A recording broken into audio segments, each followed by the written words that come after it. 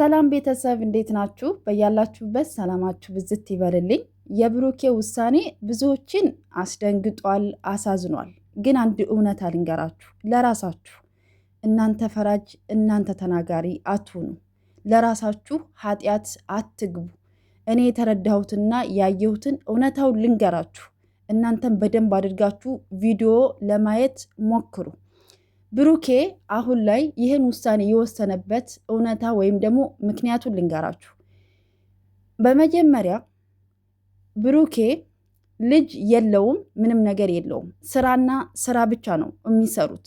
ግን ጨሪቃዎች የሆነ ስራ ይጀምሩ፣ ከዛ በኋላ የተመልካችን አይዲያ ይዘው ነው የሚሰሩት። ይህም ማወቅ አለባችሁ። እንዴት መሰላችሁ? አጠር አድርጌ ልንገራችሁ። ልጁ የብሩኬ ልጅ ነው ተብሎ መጣ። ከዛ ዲኤንኤ ይደረግ አለ ተመልካች። ከዛ ዲኤንኤ ሲደረግ ደግሞ ተመልካች ምንድን ነው ያለው? ዲኤንኤውን ታስቀይረዋለች፣ የእሱ ልጅ ነው ብላ ትመጣለች አለ። ከዛ እሱንም ሰሩት፣ የእሱ ልጅ ነው ተብሎ መጣ ማለት ነው። ገባችሁ አይደለ? ከዛ አሁን ደግሞ አዲስ አበባ ተሂዶ ሁለተኛ ምርመራ መደረግ አለበት፣ ሁለተኛ ዲኤንኤ አዲስ አበባ መደረግ አለበት አለ ተመልካች።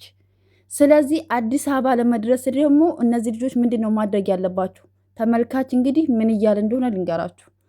ከዛ ከትናንትና ወዳ እዩ እኔ ከእናንተ ጋር አብሬ ነው መኖር የምፈልገው አዲስ አበባ እንጂ ለብቻዬ መኖር አልፈልግም አለች ማለት ነው። ሀይሚና ብሩኬ ምንድን ነው ያሏት? እንዴት ነው ከኛ ጋር አብረሽ የምትኖሪው ብለው ተናገሯት አደለ? ይሄን ቪዲዮ እኛ ተመልካቾች አይተን ይሄ ነገር ትክክል አይደለም፣ እንዴት ሁለት የሚያፈቅሩ ሴቶች አንድ ቤት ውስጥ ይኖራሉ? ትክክል አይደለም፣ መንገዳችሁን ስታችኋል ብለን አስተያየት ስንሰጣቸው እሱን አይዲያ ይዘው መጥተው ትናንትና ውሳኔውን አዲስ አበባ ሂደን አብረን እንኖራለን አለ። አዲስ አበባ እንዴት ብለው ነው የሚኖሩት?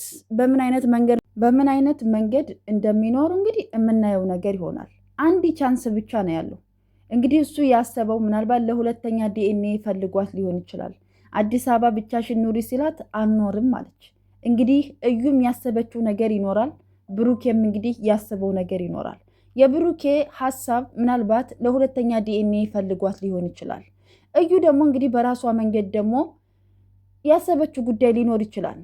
እሱን የምናውቀው ጉዳይ የለም፣ የምናየው ነገር ነው። ግን የምትሄዱበት መንገድ ትክክል አይደለም፣ በቃ ባጭሩ ማለት ነው። ግን እዚህ ቪዲዮ ላይ የተረዳሁትን ነገር ልንገራችሁ። በህይወታችሁ ውስጥ ችግር የለውም ይሁን በቃ ከሆነ በኋላ ምናምን ብላችሁ አለባብሳችሁ በህይወታችሁ የምታልፉት ነገር ዋጋ ያስከፍላችኋል። በሀይምዬ ቦታ ብትሆኑ በጣም ከባድ ነው። ሀይምዬ ለምትወደው ለምታፈቅረው ሰው ዋጋ ስትከፍል ገባችሁ አይደለም? እሺ በቃ ይሁን ከሆነ በኋላ ያለውን ነገር እቀበላለሁ ስትል እሺ ከተቀበልሽኝማ እያለ የፈለገውን ነገር ያደርጋል ማለት ነው። አያችሁ፣ በህይወታችሁ ቆራጥና የውሳኔ ሰው ካልሆናችሁ በህይወታችሁ ላይ ማንም ሰው እንደፈለገ ነው መሆን የሚችለው ማለት ነው። ይህን መማር አለባችሁ። ለምትወዱት ሰው ለምታፈቅሩት ሰው ዋጋ ብትከፍሉም ግን ደግሞ ሁሉም ደግሞ የውሳኔና የቆራጥነት ነገር ያስፈልጋል ብዬ አስባለሁ በህይወታችሁ። ችግር የለውም ከሆነ በኋላ እንደዚህ ከሆነ በኋላ እንደዚህ ነው። ሁሉንም ነገር አለባብሳችሁ የምታልፉ ከሆነ ማንም ሰው በህይወታችሁ እየገባ እንደፈለገ ነው የሚጎራጨው። ገባችሁ አይደለም? እንዳያችሁ ትናንትና በቃ ብሩኬ ምንድን ነው ያለው? ሀይሚ ችግር በቃ አንቺ እንትን ካልሽኝ ችግር የለውም፣ አንቺ እንትን ካልሽ እንደዚህ ከሆነ እሺ፣ አንቺ ከተቀበልሽ አንቺ እንትን ካልሽ ምናምን የሚባል ነገር የለም በህይወታችሁ ውስጥ። ገባችሁ አይደለ? ስለዚህ በህይወታችሁ ቆራጥ ሰው መሆን አለባችሁ። ችግር የለውም በቃ ካለፈ ምናምን ብላችሁ ትታችሁት የምታልፍ ጉዳይ አይደለም ህይወታችሁ ላይ።